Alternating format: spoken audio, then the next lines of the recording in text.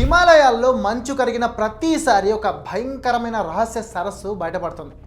ఆ సరస్సులో ఎటు చూసినా కంకాళాలే, వందల పుర్రెలు, వేల అస్థిపంజరాలతో నిండిపోయి ఏదో నరకానికి మార్గంలో ఉంటుంది ఆ సరస్సు. సముద్ర మట్టానికి దాదాపు 16,000 అడుగుల ఎత్తులో ఉండే ఆ భయంకరమైన సరస్సు ఇప్పటికీ ప్రపంచానికి అంతు చిక్కని మిస్టరీగా ఉంది. అయితే మానస సరోవరం లాంటి దైవిక సరస్సులకి నిలయమైన హిమాలయాల్లో అసలు కంకాళాలతో నిండి ఉండే ఈ సరస్సు ఎలా వచ్చింది?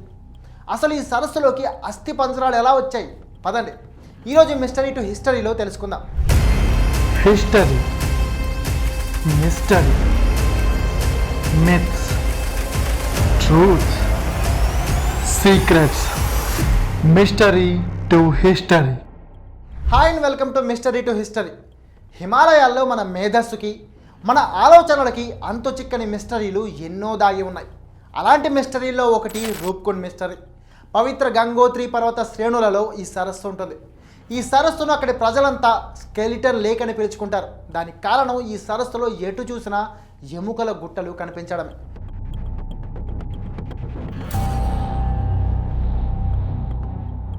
అయితే ఈ సరస్సులోకి ఎముకలు ఎలా వచ్చాయనేది ఇప్పటికీ అంతు చిక్కని మిస్టరీనే.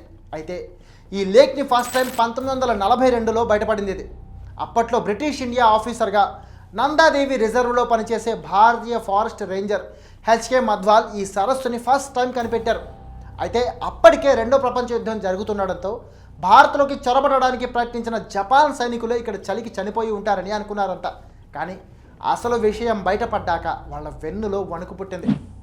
రూప్కుండ్లోని ఎముకలని, ఆ అస్థిపంజరాలు ధరించిన చెప్పులు, కత్తులు, ఈటెలు వంటి పురాతన వస్తువులని తీసి వాటికి కార్బన్ డేటింగ్ చేశారు సైంటిస్టులు అప్పట్లో. అయితే ఆ కంకాళాలతో పాటు దొరికిన చెప్పులు, కత్తులు, ఈటెలు ఆ కాలానికి చెందినవి మాత్రం కాదని సైనికులను చూడగానే అర్థమైంది. ఆ తర్వాత సైంటిస్టులు కూడా ఓ షాకింగ్ విషయాన్ని బయటపెట్టారు. రూప్కుండ్లోని కంకాళాలు కనీసం 8వ శతాబ్దం నాటివిగా తేల్చారు. అంటే సుమారు 1200 సంవత్సరాల క్రితం నాటివన్నమాట.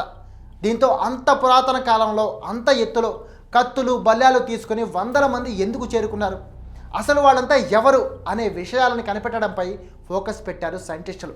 రూప్కుండ్ గురించి స్థానిక జానపద కథల్లో ఒక బలమైన నమ్మకం అండ్ కథ ఉన్నాయి.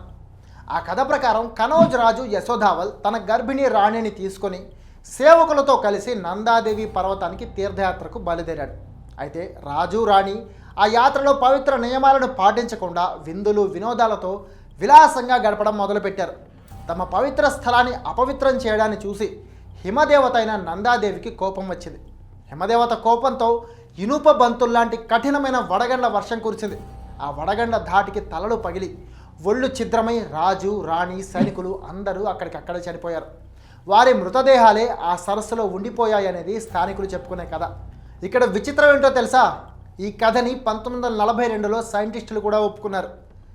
1942లో అస్థిపంజరాలను పరిశీలించిన సైంటిస్టులు కూడా చాలా వరకు స్థానిక జానపద కథ నిజమేనని తేల్చారు. అస్థిపంజరాల పుర్రెలు, భుజాలపై సర్కిల్లో ఆ గాయాలున్నాయని, ఇది మంచు లేదా రాయి కాదు, కఠినమైన వడగళ్ల దాడి వల్ల మాత్రమే సాధ్యమని నిర్ధారించారు. సరస్సు ప్రాంతంలో దాక్కోవడానికి ఏమీ లేకపోవడంతో వడగళ్ల దెబ్బకి నేరుగా బలి కావాల్సి వచ్చింది. అందుకే ఈ వడగళ్ల దాడి నుంచి తప్పించుకోలేక ఒకేసారి వందల మంది చనిపోయారని తేల్చారు. అయితే 2019లో ఇంటర్నేషనల్ రీసెర్చర్స్ చాలామంది రూప్కుండ్ అస్థిపంజరాల డిఎన్ఏను పరీక్షించారు. ఈ పరీక్షల్లో అస్థిపంజరాలలో 70% మందికి పైగా దక్షిణాసియాకు చెందిన వారని తేల్చారు. అంటే 8వ శతాబ్దం నాటి యశోధావల్ రాజు దగ్గర సేవకులుగా పనిచేయడానికి వచ్చిన దక్షిణాసియా ప్రజలు అయి ఉండొచ్చని చెప్పారు. కానీ మిగిలిన 30% మంది డిఎన్ఏ మధ్యధరా ప్రాంతం అంటే మెడిటేరియన్ ప్రాంతంలోని గ్రీస్, క్వీట్ ద్వీపం వంటి యూరోపియన్ ప్రాంతాలకు చెందినవి. ఇదే ప్రపంచానికి ఊహించని షాక్ ఇచ్చింది.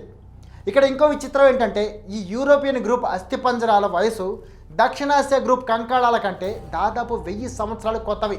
అంటే దక్షిణాసియా నుంచి వెళ్ళిన వాళ్ళు మరణించిన 1000 సంవత్సరాల తర్వాత ఈ యూరోపియన్ వ్యక్తులు అక్కడికి వెళ్ళి అక్కడ చనిపోయారన్నమాట. అంటే వేర్వేరు ప్రాంతాల నుంచి వచ్చిన వాళ్ళు వేర్వేరు సమయాల్లో ఒకే చోట చనిపోయారన్నమాట. అసలు 18వ శతాబ్దం సమయంలో యూరోపియన్లు మధ్యధరా ప్రాంతం నుంచి ఇక్కడి వరకు వచ్చి హిమాలయాల్లో ఇంత ఎత్తుకు అంటే 16,000 అడుగుల ఎత్తుకు ఎందుకు ఎక్కారు, దేనికోసం వచ్చారు అనేది మాత్రం ఇప్పటికీ ప్రపంచ దేశాలకి అంతు చిక్కని ప్రశ్నగానే మిగిలిపోయింది. అంటే ఇక్కడ ఒకే తరహా ప్రమాదం 1000 ఏళ్ల గ్యాప్లో 2 సార్లు జరిగి ఉండొచ్చు. అండ్ ఈ ప్రమాదాల్లో 2 వేర్వేరు ప్రాంతాలకు సంబంధించిన ప్రజలు చనిపోయి ఉండొచ్చు. కానీ వాళ్ళంతా రూప్కుండ్ సరస్సు వద్దకు ఎందుకు వచ్చారనేది మాత్రం చరిత్రలో ఇప్పటికీ మిస్టరీగానే చెప్పుకుంటారు ప్రపంచ సైంటిస్టులంతా కూడా. సో ఇది ఈరోజు మిస్టరీ టు హిస్టరీ. అస్థి పంజరాలతో నిండి ఉండే రూప్కుండ్ మిస్టరీ మీకు ఎలా అనిపించిందో కామెంట్ చేసి చెప్పండి. మరి నెక్స్ట్ వీక్ ఇలాంటి ఇంకో హిస్టారికల్ మిస్టరీతో మీ ముందుకు వస్తారు. అప్పటి వరకు సెలవు. History, mystery, myths, truths, secrets, mystery to history.